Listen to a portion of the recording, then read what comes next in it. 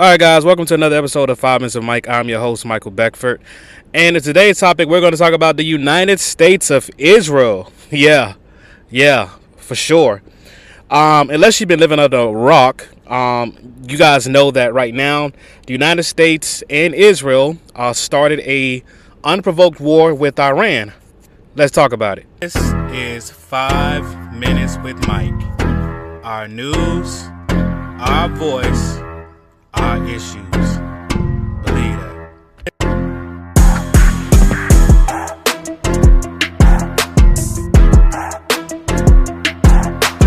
All right, guys. This war, Operation Epic Fury, or as some call it, Epstein Fury, has been making its waves all throughout the news. Now, some politicians say it's not a war. Donald Trump himself has said it's a war dozens of times. So we're at war. And the reason why they're trying to use a different language for destruction is the fact that Congress has not approved this particular measure of war, because essentially the United States, according to the U.S. Constitution, even though Trump is the commander in chief, when it comes down to war, especially a long-term war, that is, he is supposed to get congressional approval. He is not. Congress is spineless, especially the Republicans, and Democrats is not that far behind. All right. So the basic thing is, right now, we already have a couple, more than a couple. We had a few U.S. soldiers that have been unalived in these strikes. We had a school, right? School full of girls, according to the latest reports. Over, probably close to 100 or more girls were, bombed, and they're all gone. Okay, all gone. And according to the latest reports at the New York Times and others, unfortunately, this was done at the hands of the U.S. Now, honestly, I thought that when I saw school bombed full of girls, I thought it was, a classic act of Israel. The reason I say that is because we saw the destruction and annihilation of civilians in Gaza, and there's still things that's happening today. So Iran, of course, has retaliated like anybody. Nobody's gonna just hit you upside the head, and you're not gonna push back at least some kind of way to defend yourself. Even babies have a bit of a mechanism to defend themselves against fury. I mean, they may not win the fight, of course, but they have a way to, to try to defend themselves. If they bite you, cry loud as all get out. These are all mechanisms of defense. Now, I'm not comparing Iran to a baby, because honestly, Donald Trump thought that Iran was going to be the next Venezuela, where it was just going to be, let's just kidnap Maduro, take him out of power, and then we pretty much, keep in place who we want to be in power with the same regime, and we don't have to have a long extended war. Basically, Donald Trump thought this was going to be a 24-hour war. Well, come to find out, we effed around and found out. Not only did, Iran decide to retaliate with missiles in Dubai and other neighboring Gulf Coast nations that have military bases in the United States, but also, of course, they retaliated in Israel. I mean, they've been sending missiles and drones all over the place. Now, who's winning the battle? That's remained to be decided, because honestly, the positions of both Israel and the United States, or shall I say the United States of Israel, has changed almost every day. First it was, we're doing a regime change. Then it's, no, we're doing just a total, we want freedom for the people of Iran. Then it's oh no, we want peace because Iran was going to strike us first.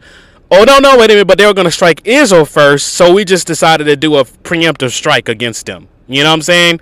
It's like as if a guy was maybe like 1,000 feet away from you, and you're looking at him, he's looking at you. You're looking at him, he's looking at you. And you decide that, man, this guy that's 1,000 feet away from me, damn near across, 2 blocks or so, is going to be an imminent threat to my life. So guess what? I'm going to pull up to him and knock him out. That's essentially what we did. We pulled up to someone. We pulled up to Iran and decided to knock out the Ayatollah by taking out its leader, right? and obviously causing heavy damage to Iranian military infrastructures, civilian infrastructures, and other places. Okay, so yeah, Iran retaliated, and now we making Iran to be this big bad bully, but Iran is not the one that started the fight. The big bad bully is Israel, United States. Unfortunately, because I'm American, I am an American citizen. I do not want to see this going down. It don't matter whether you say it's going to be boots on the ground, no boots on the ground. Listen. This episode of 5 Minutes with Mike is brought to you by Michael D. Beckford's newest book, HOMEBOYS. Everybody has a homeboy, or friends call his own. The best friend you kick it with at the family barbecue. The one you trust to bring around your lady without raising a red flag. A homeboy will play video games, smoke, and chill. A homeboy is a nigga you can ride or die, and the one you sleep with on the low. HOMEBOYS, available in ebook and paperback or wherever books are sold. We are spending millions of dollars on bombs every day to intercept missiles and all this other jazz, which is obviously costing the taxpayer, according to a recent report, roughly $11,500 a second for this particular war. Okay, let's call it what it is. It's a war. People are dying. People are, being maimed in the streets. This is a war, and it's a war of attrition. Okay. Also, gas prices are going up astronomically. They're going up right now. Currently, as part of this publication, I am here in the great state of Texas. Texas has some of the greatest oil refineries in the United States, but even Texas aren't immune to what's going over in the Middle East. Just in a few days before the attack in the Middle East, I noticed gas prices at HEB. For those Texans, you guys know what HEB is. It's a big grocery store, which also has their own gas stations. But they usually have the lower cost gas out of other places surrounding it. HEB went from $2.40 to roughly $2.80 something cent, $2.79, $2.89. Okay, so that's about 40 to 50 cent per gallon that has gone up, and just since the time of the war. And this war just got started. So once again, unfortunately, Donald Trump and his minions thought that this war was going to be something of, similar to what happened in Venezuela. Well, unfortunately, they underestimated the military might of Iran, and also the willingness of these people. Like, hey, we've been waiting for this for 20 years, and the United States hasn't even sent ground troops in yet, right? Which I do believe is going to eventually happen. Although reports have also said that the United States are trying to arm the Kurds, which historically have not been that wonderful or kind to the Iran, but they're trying to arm this particular group of militia, which have, all of us that's, been around for any sort of amount of time to see these endless wars with the United States. When it comes down to arming these particular militias, never ends well for us. We have to double back because those same groups end up turning against us. But nevertheless, instead of us sending our, quote unquote troops, boots on the ground, which would be American lives, they're deciding that, hey, let's sacrifice the Kurds, get them to disrupt the Iranian regime with the Iranian guard and their particular military, so then we can then probably come in out behind them, between Israel, United States, come behind them, and then have our boots on the ground to eventually do a total decapitation of Iran's current regime. Here's the issue, though. The issue is right now, when they took out the Ayatollah from Iran, Iran essentially became a decentralized government, which means that there's not necessarily one voice that's speaking for all. Okay, there's fraction of voices.